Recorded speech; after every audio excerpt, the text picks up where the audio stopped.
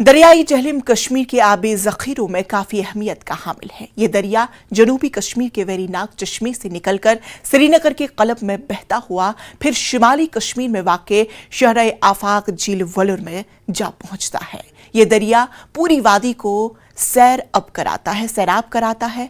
पीने का पानी हो, आबशाही का मसला हो या दरिया से जुड़े लोगों की माईशत की बात हो, ये दरिया सदियों से जनूबी कश्मीर से लेकर शिमाली कश्मीर तक हजारों लोगों को बेशुमार फायदे पहुंचाता है। लेकिन आया है कि बदले हम दरिया को दे पॉलिथीन, कचरा और गंदगी के ढेर। देखिए सोनावारे से हमारे नुमाइंदे साजिद रसूल की एक खास रिपोर्ट।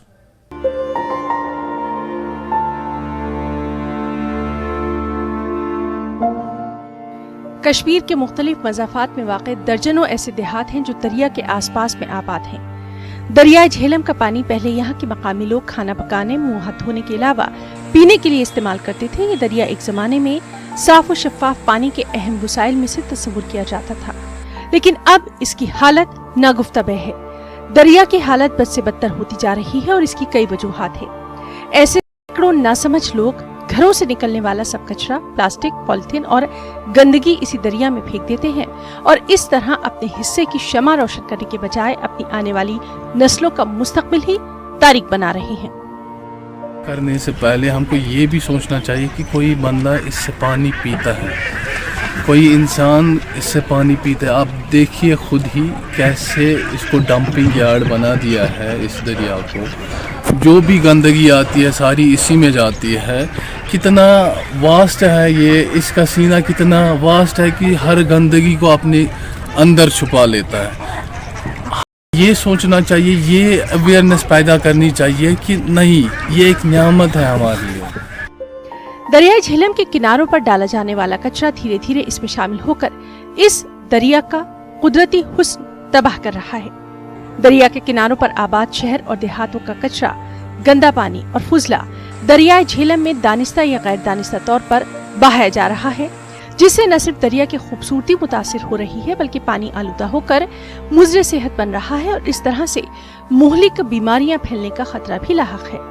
माहौलियाती कारकुनों के मुताबिक इस सूरत-ए-हाल पर काबू पाने के लिए आम लोगों में शऊर बेदार करने की जरूरत है।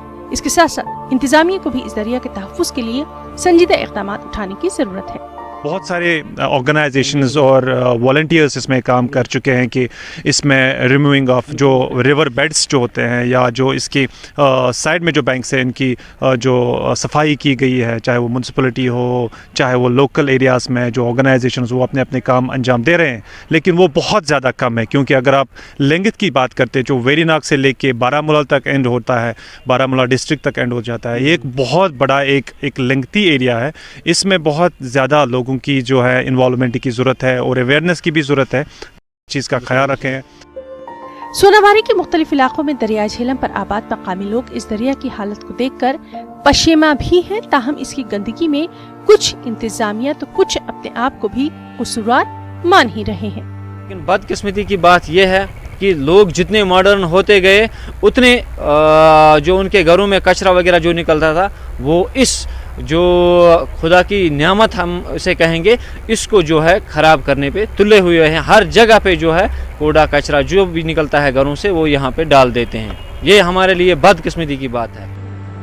कहते हैं पानी ही जिंदगी है, इसलिए अगर हम आने वाली नस्लों के लिए अच्छी जिंदगी चाहते हैं तो दरिया में गंदगी डालकर उसका गला ना घोटे, इंतजामिया का गिला ना करें। हमें इसमें जहर मिलाना बंद करना होगा और अभी भी देर नहीं हुई है।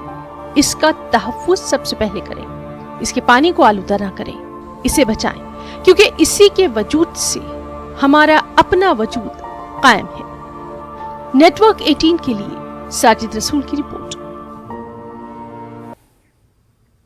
कुपवारा जिले में दरगुमला DDC नशिस्त पर होने वाले इंतखाबी